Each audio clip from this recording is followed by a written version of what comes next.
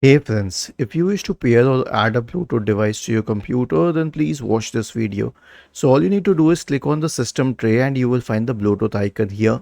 And if you do not, then simply right click on the start button and select settings from the menu and then go to the Bluetooth and devices tab on the list on the left hand side and select add device. Now click on Bluetooth, okay, and wait for it to detect the devices. When it detects the devices, you will be able to connect to them, okay. So we are going to set one of the device in the Bluetooth connection mode so that it can be detected by the computer. Okay, we'll click on show all devices.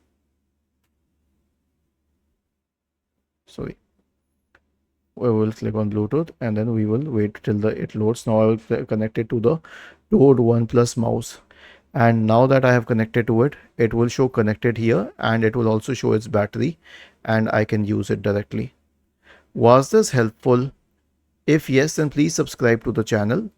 If not, then let us know in the comment section of the video on how we could help you further.